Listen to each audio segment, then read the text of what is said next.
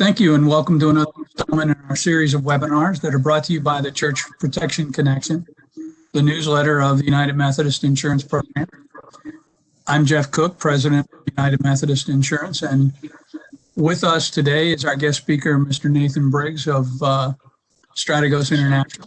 Topic for today is the prevention of violence and suicide. Nathan is Director of Security for his church in Missouri. He's also a former United States Marine, as well as a police SWAT officer and detective. His goal is to see that every church in the United States has a comprehensive security plan and team that provide adequate coverage from the parking lot to the pulpit. So if you have any technical difficulties during the chat, send a message and we will have some time at the end for Nathan to answer your questions.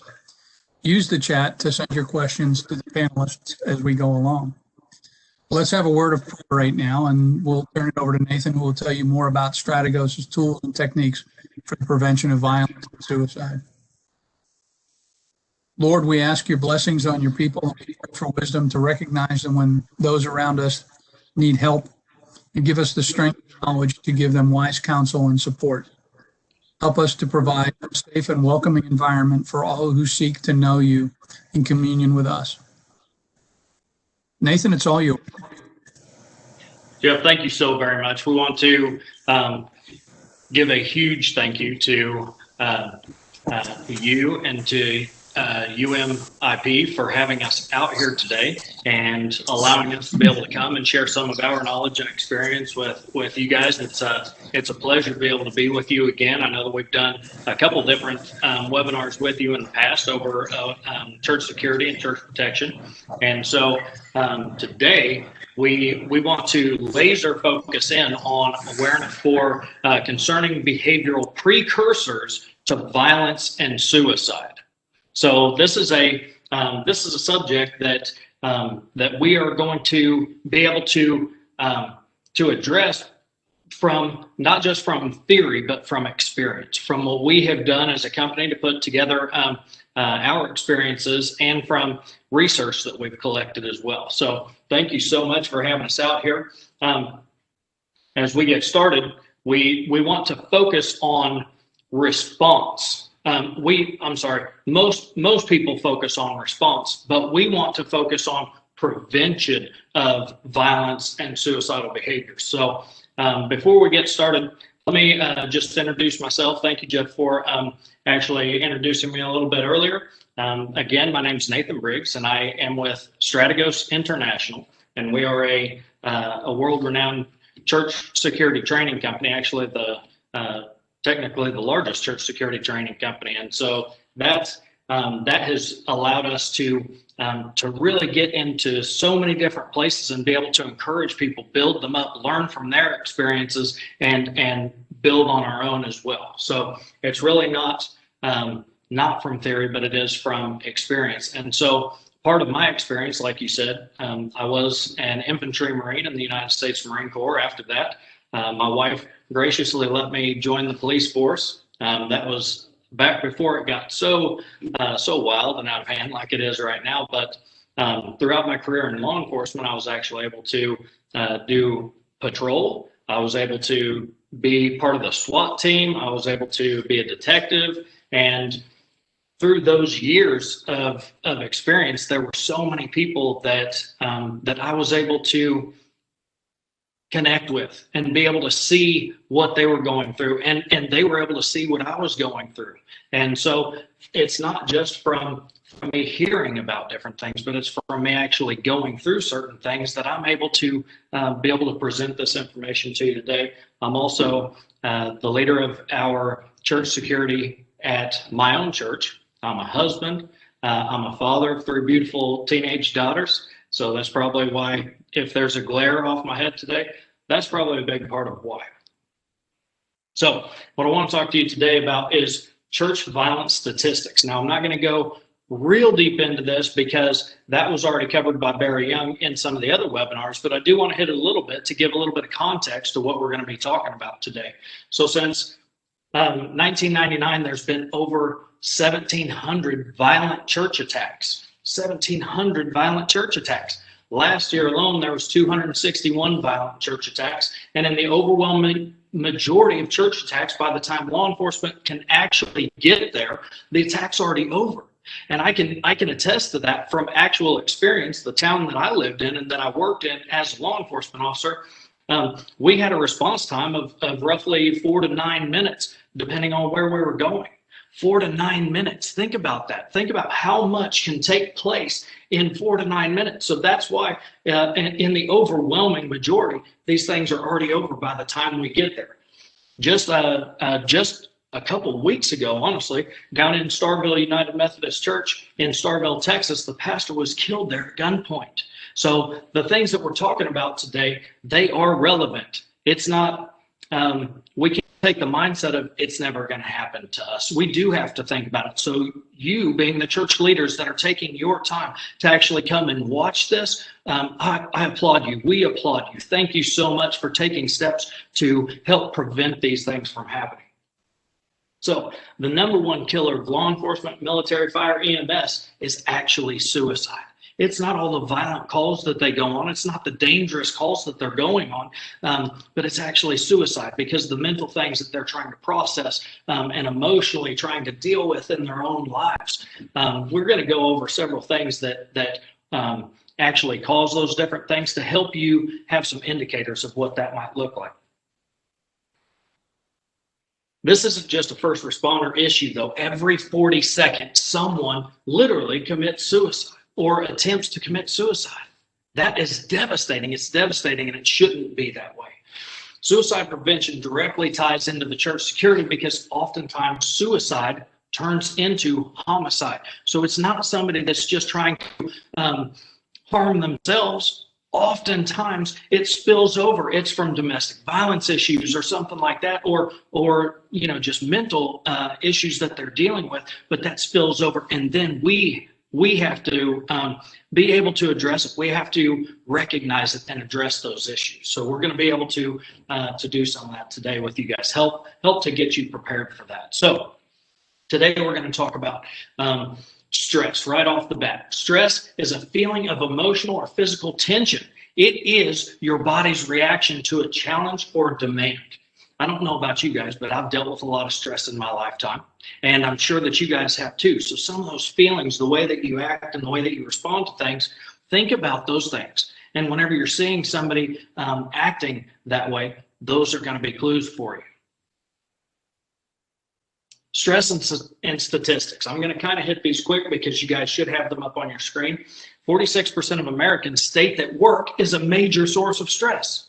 I will tell you, I've been so blessed to be able to come to Strategos International because the stress, it's not like it is everywhere else. Hopefully you guys, whenever you are, I believe your church leaders, whenever you are there at church, we have God that he's the Prince of Peace. He gives us the peace that passes all understanding. So hopefully our places of work aren't like that, but lots of other people are. So we have to pick up on those things. 14% of employees want to hit their colleagues due to stress.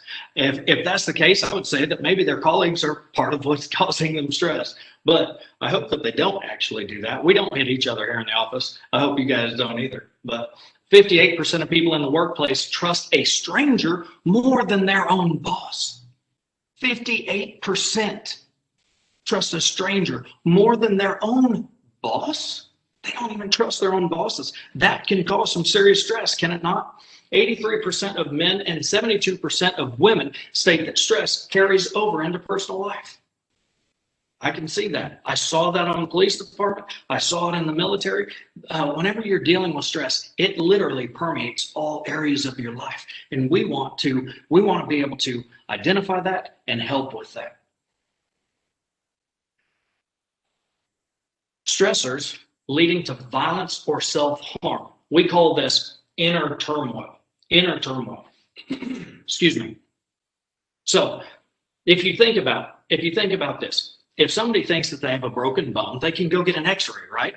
If you feel like that you've got a tumor or something's going on inside, you can go get a CAT scan. But whenever somebody's dealing with inner turmoil and stress, there's no x-ray that's going to show that. There's no CAT scan or CT scan that's going to show that. the way that they're going to be able to realize that they have something going on inside is if we see the indicators and we go after that. We help them address that and process through that. Mental health are some indicators or stressors that people deal with that cause the inner turmoil. Financial strain, job-related, conflicts with coworkers and friends, marital problems, or even just family problems. It doesn't have to be marital problems. Alcohol and drug abuse, all of these things cause inner turmoil. They can cause inner turmoil. So these people that are dealing with things like that, and it may be, I may even be talking to somebody that's dealing with that. So they have behaviors that are outwardly exhibited. Okay, and so violence, self-harm is rarely sudden or impulsive, but most bad acts, they have behaviors that we can identify before that. We need to be looking for those things. We need to be trying to pick up on them. We need to be active in actually seeking them out. We're not looking for a single behavior. Okay, so everybody wants to try to pinpoint one specific thing and say, well, is this what it is? No. It's whenever they have multiple, like a whole cluster of behaviors that are changing rapidly. Some of these include recent or abrupt changes in mood, personal hygiene, or different kind of activities that they don't normally get into. The recent or abrupt weight gains or weight losses. All of these things are indicators that if you know somebody and you're seeing these changes come rapidly, they're coming just kind of out of the clear blue, those are times for you to be able to pick up and start talking with them about those things. Violence related to concerning behaviors, aggravating factors related to finances, personnel, relationships, perceived status. We kind of talked a little bit about that. And whenever I'm saying these things, I'm sure that memories are popping up in your mind. You're thinking, oh yeah, I can see that. And it's unfortunately in today's day and age, especially with COVID, these things, they're so much more prevalent, guys. They're so much more prevalent, and we have to do our job to help address those things. So absence of protective factors. So that's what we call the 4 F's: finances, family, friends, and faith. If people have those things and they're in check, then they're in a pretty solid spot typically. But if the absence of those things is what can cause people to start acting out violently or possibly start having those suicidal thoughts and stuff. So that's what we have to be really looking out for. Worldview of victim and victimizer. Let me start to explain this for you. So a victim or a victimizer, typically they started out as a victim their whole lives. They were getting picked on at church. They were getting picked on at school. They were getting picked on by other people, by family members and stuff. And so their whole life, they felt like the victim. And so now what they want to do to make them feel stronger, to feel better about themselves, typically, then they turn into the victimizer. So they go and they try to victimize people to make themselves feel better. And that's a very clear indicator that somebody's kind of on the verge of snapping. Have you guys ever experienced somebody like that that they've been picked on? I mean, we've got tons of research, tons of studies going on that specifically talks about that, and we've seen it time and time again. The people the kids in Columbine, they were picked on consistently, and that's what leads into this kind of, they feel like a failure mindset. And then what they want is they want success. So they go from being a victim to a victimizer, from failure to, in their mind, success. But something that I want you all to understand very much so today, and I'm probably going to say it time and time again, us as church leaders, we have to pick up on the fact that suicidal individuals often turn homicidal. And that is it's a tough thing. It's a tough thing to swallow. It's a tough thing to deal with and try to process.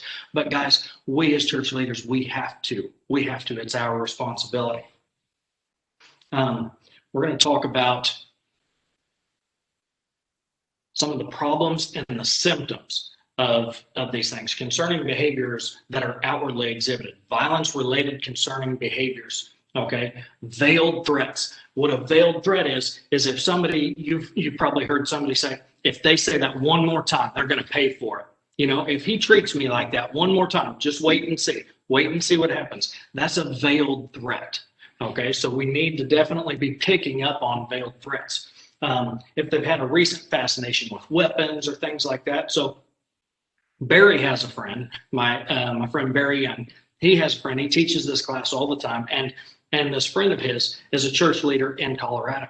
He's the head over their security team, and he called Barry and was talking to him about a situation. One of their church patrons posted on their Facebook page or on their social media page that they were going to actually come and commit suicide at the church. They said, it doesn't have anything to do with the church. The church is great, but it's stuff that I'm going through that I just can't handle anymore.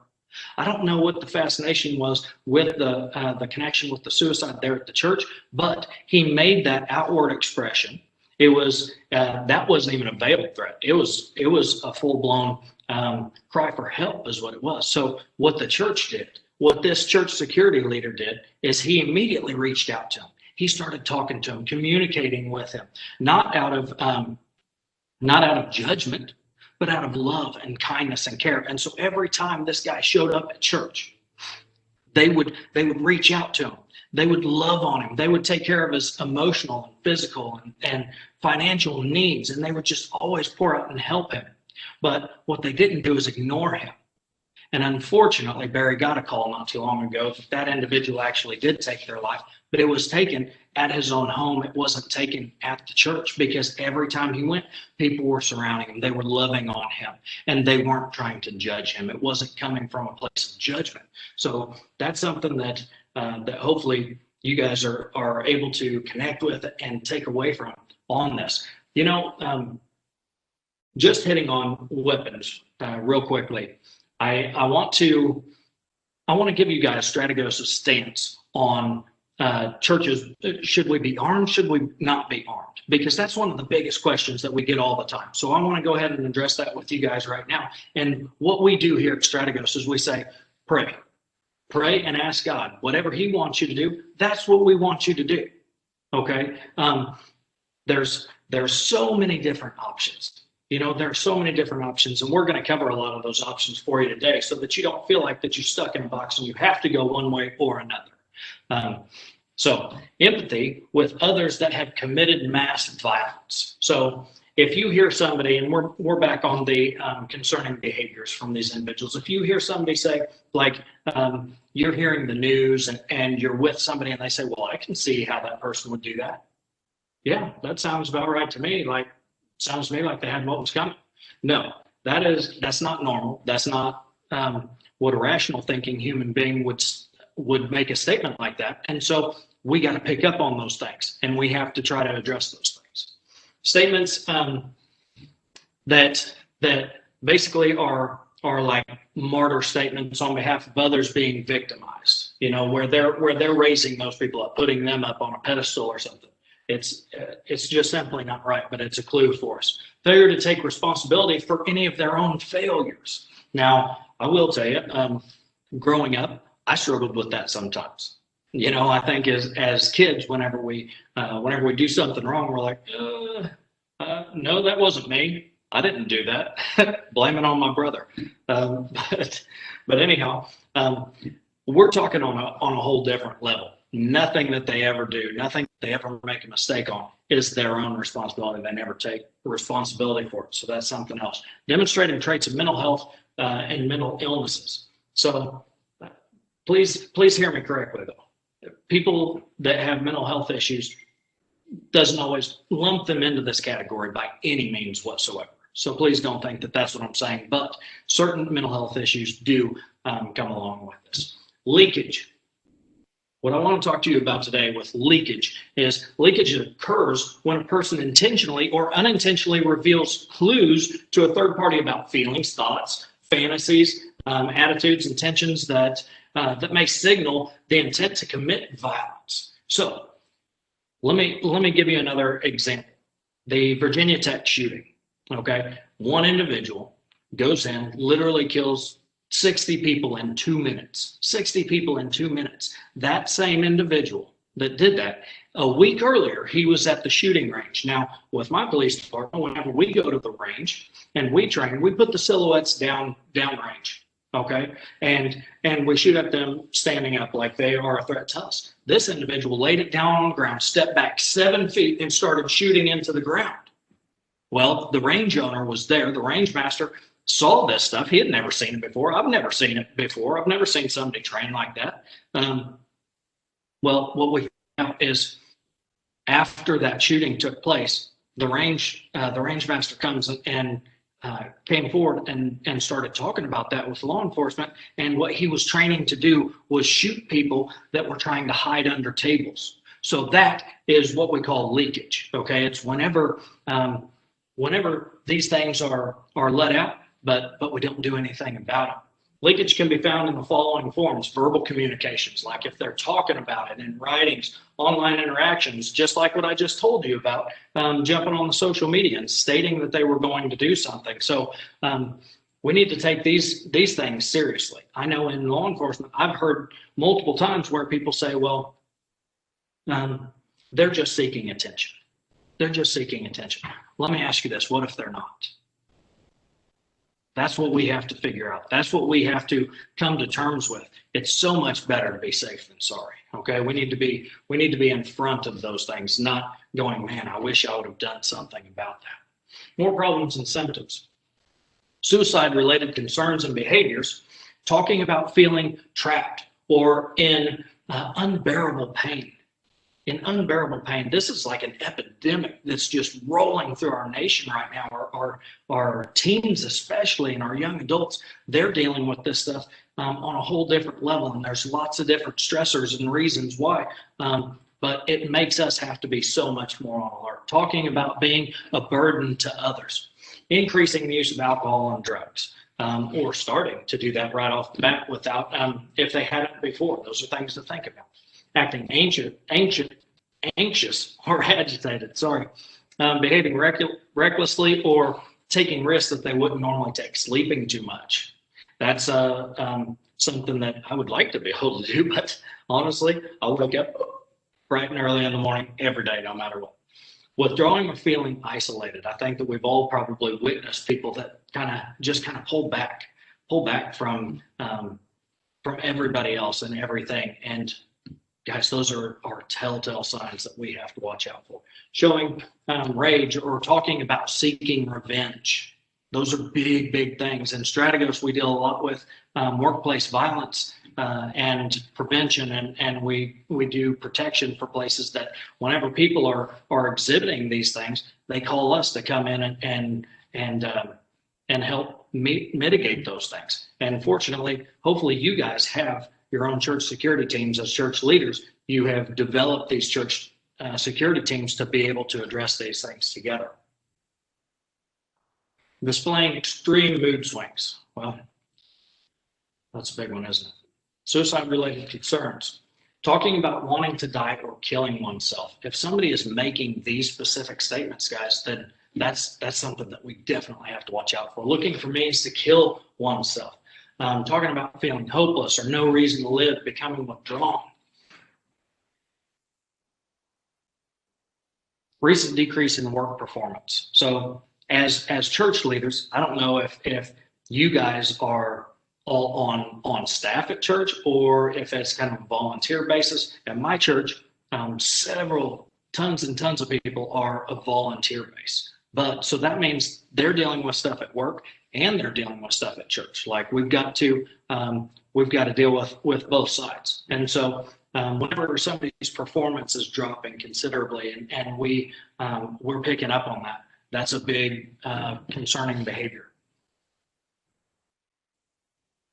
If people are going through loss and stress and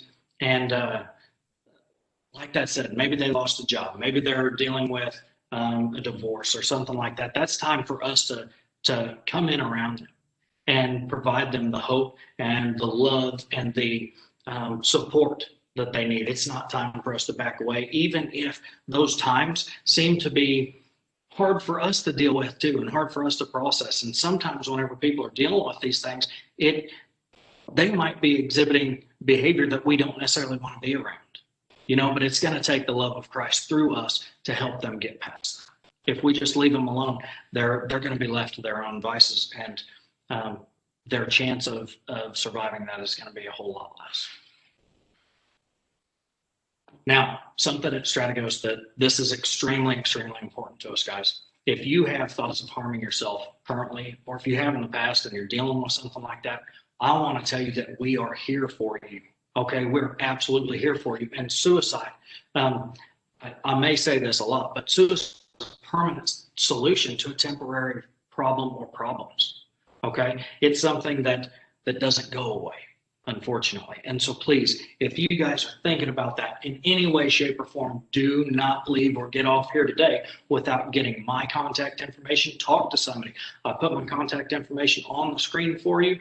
Please feel free to reach out to me. You can also get a hold of Jeff, and he'll put you in touch with me. Okay, just don't go through it alone. I love you. I love you, and your church leaders love you, and we want you to thrive. We want you to survive and do better. Talk to a friend, talk to a pastor or a church leader. We are here for you. We're absolutely here for you. So I will tell you, in my opinion, some of the absolute best leaders in suicide prevention are suicide attempt survivors. The best leaders in suicide and violence prevention are people that have already been there. They've been there. They've done that. They've experienced these things. They've tried to take their own life, but God let them live. How amazing is that? Well, then they can go on. The word says that we overcome by the blood of the Lamb and the word of our testimony. So now they have this amazing testimony to be able to tell people, this is what I went through, and this is where I am today. It's absolutely amazing. So the Golden Gate Bridge suicide survivor study. This is absolutely amazing. Maybe you guys have heard about it before, but countless thousands of people have jumped off the Golden Gate Bridge to commit suicide. It takes tons and tons of lives all the time. But did you know that 515 survivors, 515 people literally survived in 35 years that we've been doing research on? That's absolutely amazing. They jumped off the Golden Gate Bridge, which is so far up there, and actually lived. It's absolutely mind-blowing. I can't even believe it. It's amazing. But out of those people that jumped off the Golden Gate Bridge and survived, the 515 people that survived, we're looking at literally barely over 5%, about 7% of people, those people went on to actually try to commit suicide again. So what does that tell us? That tells us that the overwhelming majority of those people, whenever they jumped, they realized that wasn't what they truly wanted. Only 7% went on to even try it again. That's an amazing number. I absolutely love that. So what did the survivors say? The ones that jumped off. Have you ever wanted to be able to go and talk to somebody that experienced something and you wanted to be able to glean from them as much knowledge and information and understanding as possible? So we have been able to do that. What did the survivors say? Kevin Hines, he authored a book, and it's called Cracked, Not Broken. If you haven't seen it, you haven't read it, I strongly recommend that you do. He literally tells us in his own words what he was thinking and what he was feeling. He tells us three different things. The very second that I let go, I knew I had made a big mistake. Can you imagine? Can you imagine that? Yes, of course it was a big mistake. In the milliseconds of free fall, these are his words, in the milliseconds of free fall, I felt instant regret, and I had made the single worst decision of my life. And then he goes on and he says, he broke his back whenever he hits the water. He says, I remember being in the water and thinking that I'm going to drown, and no one will ever know that I don't want to die. It's amazing, guys. It's absolutely amazing. Those are from his own words. So some things that we want to bring to you from Strategos today is, what should you do if you see these concerning behaviors? We don't just want to talk about all the concerning behaviors. We want to give you actual information on what to do if you see these. So We call these violent CBIs, concerning behavior indicators. So they're indicators. Immediately report your concerns to your pastor or your church leader and tell them why you're concerned about somebody. Okay, that's got to be your first step. We are church leaders. We need to be communicating with one another. We need to keep that open line of communication. That is so absolutely vital. Things can get, the ball can get dropped. Things can go through the crack. We've got to communicate with one another. Contact law enforcement immediately. Law enforcement can come in. They've got so many resources to be able to utilize. They literally train officers to be able to help people walk through mental and emotional stress and stuff. But if they don't know about it, what are they going to do? They can't do anything if they don't know about it. And we're the eyes and ears. If we see it, we got to tell law enforcement right away. Things not to say. Okay? These are big. Okay? So stay with me here. Things not to say. Come on. You've got so much to live for. It's not worth it. Guys, let me tell you, if somebody is in a place that's so dark, so deep, and we start telling them that you've got so much to live for, they're going to look at us like you're crazy. You don't know what I have to live for and what I don't have to live for. So think about the impact of what you're saying and consider it before you start speaking out. No, you really don't mean that. They probably do mean that, and they don't want you to just contradict them. They want you to actually be able to relate with them. They want to feel like that you truly are listening, that you truly do care. And one of the most dangerous things that you can say is that you promise to keep information secret. We can't promise to keep information secret about them hurting themselves or hurting others. We can't do it. So we need to be people of our words, right? As church leaders, we've got to be people of our words. So don't promise something that you can't uphold. Things to say. This is very, very important. Things to say. Tell me more. Tell me more about what you're going through. What this does is it tells them that you actually care about what they're going through and you're getting more information. Whenever I was a detective, I was only given a case with just a little bit of information. And then it was up to me to go dig and find the rest of the information. That's what you're doing here. You're being a detective. You're finding the information from them that you need that's going to better help you get them the help that they need. Okay? Ask them more. Also, I want to tell you something. Hear me clearly. You can know all the right things to say, and you could be saying all of the right things. But if your facial expression and your body language tells them while you are speaking the right things, but your body language tells them that you don't really care about them, that you want to be somewhere else, and it tells them that, believe me, you're just ruining it for yourself. Use the empathy. Use the empathy. Use the heart of God that He's put in you to communicate and connect with these people so that they will know how much you care about them. Ask how he or she is doing, and what that does is it shows that you truly are concerned about them. It shows that you really honestly are concerned about them and you want to know what they're doing, what they're going through. It's huge. Listen without judging them. Without judging them. Have you ever been in a place where you've been talking to people and you just felt like they were judging you constantly? That could be one of two things. Either they were judging you, or it was the enemy trying to bring condemnation on you.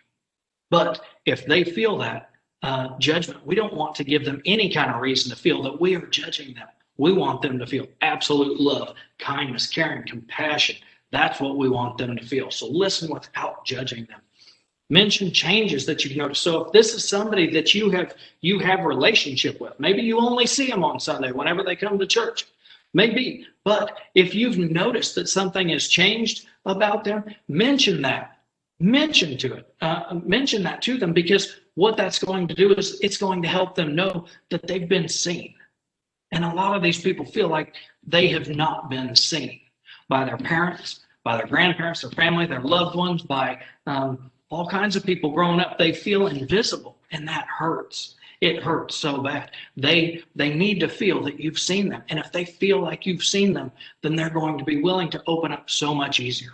So much easier. There's going to be some shells that you have to crack. There's going to be some layers that you have to peel back, but you'll get there. You will get there. These are steps to get there. Suggest that they talk with the church leader. And here's the key, not just talk to a church leader, offer to go with them while they seek this help. Be that emotional support that they need. Offer to go with them. Not just be like, hey, what you need to do is go talk to the pastor and I'm out. See you later. That's not going to work. They're hurting. They need people. They need you. So depression, if it's rearranged, it says, I pressed on. Depression rearranged is I pressed on. People can come out of depression if they press on. That's what we have to encourage them with. You can come out. There is hope. The feelings that you have, the feelings that I've had, they aren't permanent. Our feelings change, don't they? Just like the weather. If it's cloudy out and it's rainy, I'm not always in the best of moods. But if I'm on a sunny beach somewhere, you can bet that I'm going to be happy. So think about it. The feelings that people are feeling, they do change. And you might be able to bring that change to people. Empathy at church. Empathy is huge. Okay, it's one of the main things that we need to think about. We need to focus on. It takes courage to show empathy at church. It really does, because we get so focused on things. We don't want to be judged. We don't want to be looked at as weak or something like that. I'm telling you, if you have empathy, you're not weak in any way, shape, or form. In fact, the definition of empathy is showing capacity to understand and share the feelings of others, the ability to be aware of other people's emotions, experiences, and perspectives. That's huge, isn't it? That's absolutely huge. It's one of the main things that helps us to be human. It's one of the main things that shows love. Empathy for others also reduces stress to stress of yourself and stress of others, and it enhances emotional intelligence. Isn't that amazing? It literally enhances emotional intelligence whenever you can display empathy for somebody. We want people to display empathy for us, right? The golden rule is treat others as you want to be treated.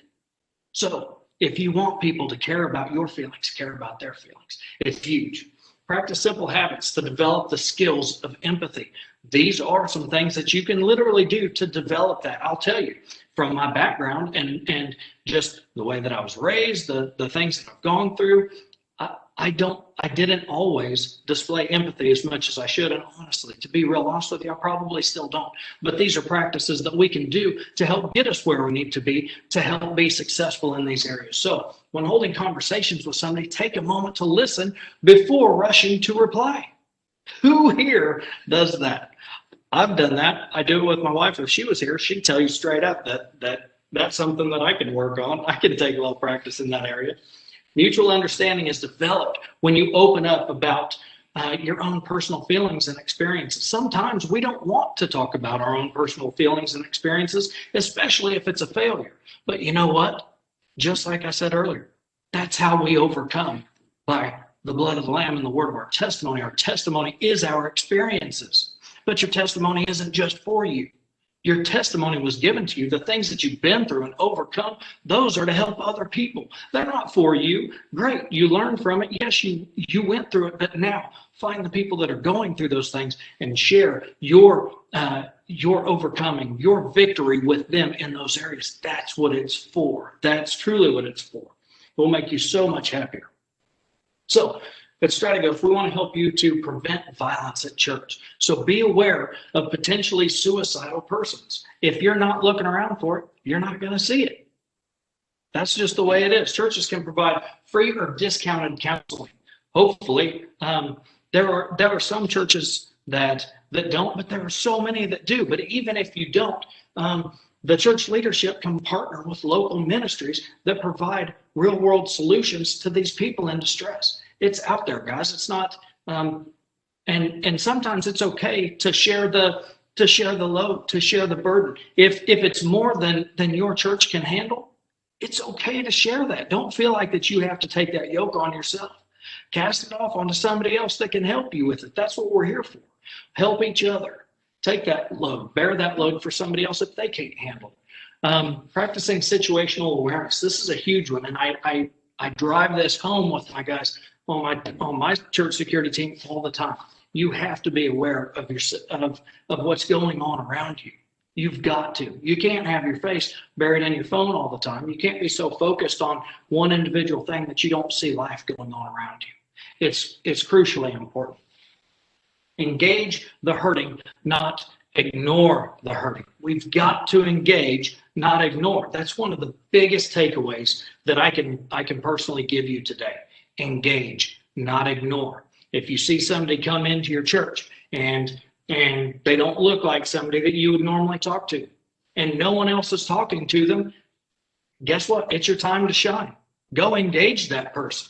Don't ignore them. I just had this happen to me last week. Literally, a new gentleman came in. He looked lonely. I went up. I literally only had about 45 seconds before I had to be up and speaking. So I go and I see him come in. I almost run to him and I'm like, "Hey, my name's Nathan. How are you doing?"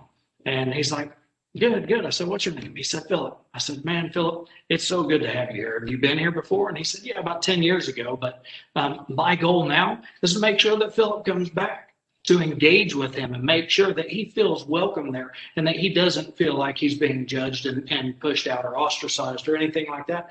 He only came 10 years ago. Now I want him to come back consistently, but he's only going to do that if he feels loved." On December 29th, 2019, West Freeway Church of Christ in White Settlement, Texas. I don't know if you guys have heard anything about this, but a gentleman walks in. He's wearing a trench coat in White Settlement, Texas. Even though it's December 29th, 2019, it still wasn't weather for him to have a trench coat on. Unfortunately, the man had a sawed-off shotgun under his coat, and he killed 2 deacons before a prior sheriff's deputy actually had to use force against him and took his life. But 2 people unfortunately died because people did not address him. People didn't go talk to him. They didn't stick with him. They weren't paying attention to their situational awareness. He was giving indicators and signs that weren't normal for the time. So these are things that we've got to pick up on. If they would have just simply engaged him instead of ignoring him, those 2 people probably wouldn't have lost their lives. But it's very tragic. But you know what? Everybody there learned from it, and we are still learning from it. So here are some quotes about empathy that I want you guys to be able to take away with you. Okay. I think we all have empathy. We may not have enough courage to display it. Guys, if it comes down to it, we've got to have the courage to step out. We've got to have the courage to show people that we love and that we care, and truly show them that we love them and care about them, not just say it. The highest form of knowledge is empathy, Bill Bullard said. The highest form of knowledge is empathy. Wow. And if you think about that statement, guys, if you think about it, how much are we going to learn if we come in and join hands with other people? If we truly take on their cares too, if we truly help them carry their load, how much more are we going to learn from them? How much more are we going to grow ourselves? It's absolutely huge. Pat Barker said, "It's the hardest thing in the world to go on being aware of someone else's pain and not do anything to help." Man, that's devastating. Unfortunately, part of my testimony is God has told me to speak to someone. This was several years ago. Told me to just go tell them that God loved them. And I didn't do it. And I will tell you, I have regretted that every moment of every day. It is something that literally sticks with me. I feel horrible about it because God was so loving. He said, "Just go tell them that I love them." And I was too scared to do it. It was devastating. But that was, and that's, I think, why he says the hardest thing in the world to do is to go on being aware of someone else's pain and not doing anything to help. It's so definitely hard. It's so discouraging too. Roger Ebert says, "I believe empathy is the most essential quality of civilization. Without empathy, what do we have? We've got people that don't care about each other. We've got people that are just literally not bringing any kind of joy.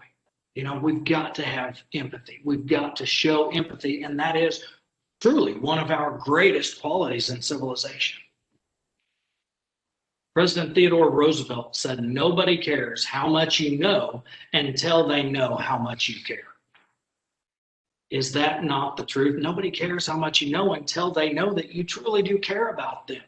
That kind of goes back to me saying, as church leaders, if we don't show people that we care about them, then it really doesn't matter if we're saying it all day long, if our body language is telling them something totally different. So one of the things that I really want to leave you guys with today is truly every 40 seconds, someone does attempt to commit suicide. Someone tries to take their life. You all probably know people that have tried, at least. If you don't, I'm sure that you're probably going to come across them before too long, because that's a huge number. You know, even in the military, every single day, 22 veterans attempt suicide. And the number's higher in law enforcement and in the fire service. So if you guys know people like that, please reach out to them. Please love on them. Please show them that you care. Show them the love of Christ. So that is our class for today. And I believe that, Jeff, you had been collecting questions and stuff. Do you have any questions that you have for me today? Yeah, Nathan, you know, this is important information. I mean, my family was touched when my son was in high school. Young man who was an absolute star on my son's cross country team as a senior, and my son and his classmates looked up to this young man, and he had a troubled soul, took his own life. And so, you know, I've seen the effect that the suicide has on their peers and colleagues. Where does one start getting this? I know you can't educate everyone in the congregation all at once, but where do you start bringing this information and these things to watch for to a congregation? Right. Well, ultimately, it starts at leadership. It starts at the top and works its way down, because if the leaders are setting the example, and then they are giving out their expectations, and they're finding resources, and they're finding places in their cities. Even the police departments have a lot of resources for you, but there are so many biblical resources that you can utilize as well. But if it starts there, and the leader gives out the expectations for the church, and then the rest of the leaders in the church are displaying these things and doing that, and then they're doing it with their families, and that's spreading out. And then as you make it part of your culture, you make it part of who you are, and you take it in, you absorb it, then that's whenever it's going to start bleeding out. But then you can even take from your church. Your leadership can develop a class. You find who is the most empathetic and able to actually teach those things to, and start small groups. It's okay to start small groups with stuff like that. You know, we as church leaders, we want to only focus on biblical scriptures and stuff. But part of discipleship is not just biblical scriptures. It's giving them food for life. And this is food for life. It helps preserve life. It helps to create life. So that would be my recommendation. Great. Are there differences in dealing with this with youth ministries versus adult ministries, or is there anything in particular to look out for in terms of dealing with youth in the church? Well, I think that unfortunately we're all going to find that this is becoming much more prevalent in the youth ministries. So that's really where we have to keep our eyes open the most. Now, it's rapidly growing there, but historically, it has been some of the older congregation, unfortunately, because some of the stressors that you were seeing, we didn't even get into, like the social media bullying and all that stuff that the youth are starting to deal with now, and the self-worth issues and stuff. We didn't so much go into that, because what we focused more on is the history. And the history, people didn't have the cell phones right at the touch at their fingertips and all that stuff, but now they do. So it is growing, and it's getting larger in the youth ministries, even into the children's ministries. Unfortunately, the first suicide that I ever worked as a law enforcement officer was a 17-year-old boy that ended up taking his own life in his home with his mom and sister in the house too. So it's definitely going a lot higher in the youth ministry now, but it doesn't mean that we can even remotely close to say, well, because it's more prevalent over here, we don't have to address it here. And I know that's not what you're saying, but I think that we're going to see it a lot more in our youth ministries than we are in our adult ministries. Yeah. And we had a 12-year-old boy take his life in my neighborhood a couple of years ago. And I know it's a tragedy at any age, but when you start hearing about that many young people looking at the world in the way they do, it's it's certainly not from any positive spiritual influences at work. Right. One last question I have for you, Nathan. You mentioned earlier that actually we have two questions. One is, you mentioned some mental health issues being an indicator. Is there anything in particular to look for? I know I would imagine depression is a big one. Depression, sir, is a massive one. It honestly is. But something that kind of gets overlooked a lot is bipolar and schizophrenia. And that gets diagnosed all the time, like constantly. But I have family members that have dealt with that stuff. Literally a family member that still does, but it definitely elevates the threat level. It definitely elevates the risk, and it elevates the possibility that that's going to come into play. So those are ultimately, in my opinion, the top three is depression, schizophrenia, and bipolar. Just simply because you've got so many ups and downs, or they literally hear voices talking to them, telling them to take their own life, telling them to hurt someone else. The family member that I have, literally, I went to his house to pray for him, to check on him, to pray for him. I knew he wasn't doing good. I went and I said, I'm going to pray for you. And I started literally praying for him. And he told me later, he said, Nathan, you don't understand. I was hearing, kill him.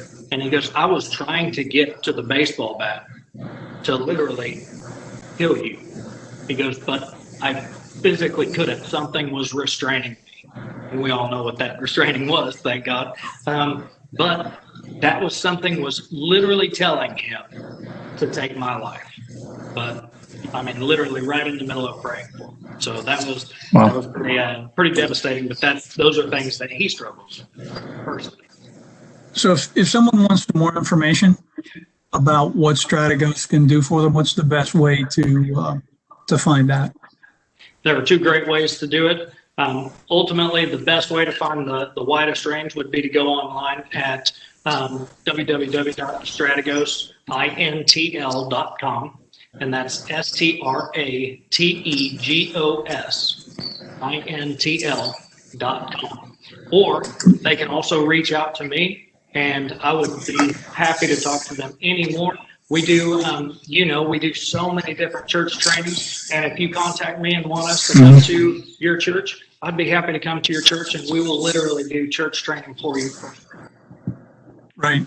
And this webinar, as with the other two webinars that Barry from Strategos did for us on church security and active shooter, will be archived on our website. So Nathan, thanks for that important and timely information. To continue to receive updates on vital information to protect your church, people, property, and finances, be sure to sign up for the Church Protection Connection at www.uminsure.org. And if you're looking for insurance for your church, you can also request a quote through the United Methodist Insurance Program.